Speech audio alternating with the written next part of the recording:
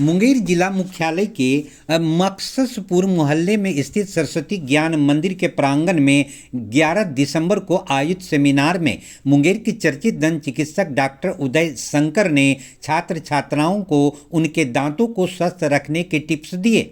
छात्रों ने दंत चिकित्सक से दंत समस्याओं पर प्रश्न भी पूछे। मुंगेर शहर के भूसा गली स्थित राधा डेंटल केयर के प्रमुख सहदंत चिकित्सक डॉक्टर उदय शंकर ने छात्र छात्राओं को प्रतिदिन सुबह और शाम नियमित रूप से दांतों की सफाई ब्रश से करने का सुझाव दिया।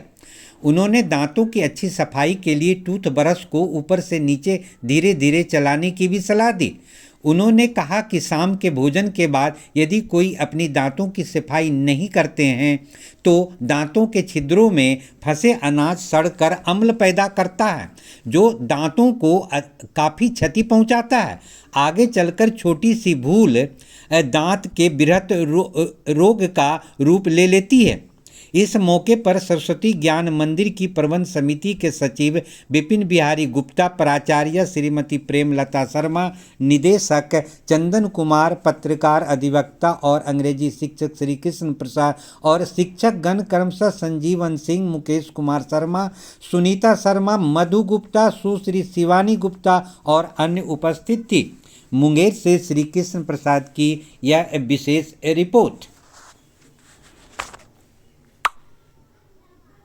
चीजों को फॉलो करेंगे तो ऑलरेडी उनका ओरल हाइजीन मेंटेन रहेगा। उसके साथ साथ हर मील के बाद आप अच्छे से कुल्ला करें और इतना श्योर रहें कि खाना खाने के उपरांत, खास करके जब मीठा खाना खाएं, सुक्रोज कंटेनिंग, वो जल्दी फर्मेंटेट करता है, सड़ता है और उससे एसिड निकलता है, वो हमारे दांतों को जल्दी डिकैल्सिफाइड करता है। इस स्टेज को, इसी प्रक्रिया को ब्रेक करना है तो उसी के लिए कुल्ला करना, मतलब आप ये समझ लीजिए कि ओरल हाइजीन मेंटेन में सारी चीजें आ गई। अच्छे से ब्रश करना, फ्लॉस करना भी होता है या कुल्ला करना। आप किसी भी ढंग से अपने दांतों में लंबे समय तक फूड लॉजमेंट नहीं रहने दें। सारांश पॉइंट बात यही है। तो उसको आप मेंटेन जब बच्चा करेगा तो निश्चित तौर पर उसका ओरल हाइजीन मेंटेन रहेगा।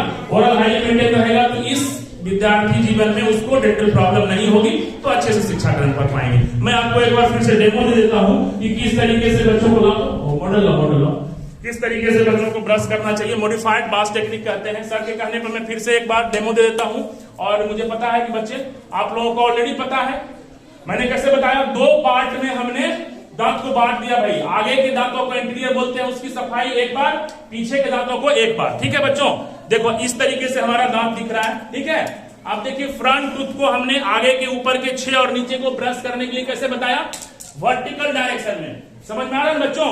इस तरीके से ऊपर नीचे हल्के हाथों से करना है। ऐसा क्यों करते हैं? दांतों की बनावट इस तरीके से है और ये गैप से, बीच से हम फूड लॉजमेंट को हटाना चाहते हैं कि कुछ भी खाया जो उधर फूड लॉजमेंट हो गया उसको क्लीन करना है वर्टिकल डायरेक्शन में, इस तरीके से। तो ऐसा करने से आगे के ऊपर के 6, नीचे के 6 दांतों की सफाई हो गई। अब पीछे के दांतों में आप लोग क्या करते हैं, एक साथ ही इस तरीके से ब्रश करते हैं। ऐसा नहीं करना है। हल्का सा माउथ ओपन किया, यहां पे ब्रश को फंसाया ऊपर से नीचे की तरफ, नीचे में ब्रश फंसाया नीचे से ऊपर की तरफ। सिमिलरली इस साइड ऑल्सो, इधर भी इस तरीके से। और यहां पर भी बच्चों मैंने बताया इस एरिया में देखो, पैलेट के अंदर भी ऊपर से नीचे की तरफ, नीचे से ऊपर की तरफ। इस सरफेस को लगभग सब लोग सही पहले से करते हैं सफाई इस तरीके से।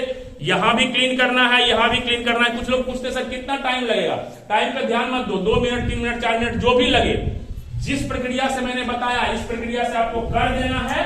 और जो भी समय लगे 2-4 मिनट, और बहुत ज्यादा प्रेशर नहीं देना है। ये भी मैंने बता दिया कि प्रेशर कितना देना है बच्चों। ठीक है, और इतना श्योर हो लो कि मेरे ब्रश करने के बाद दांतों के बीच में कोई फूड लॉजमेंट नहीं बचा है। ठीक है बच्चों, और इस टेक्निक को क्या बोलते हैं, मॉडिफाइड बास टेक्निक। एक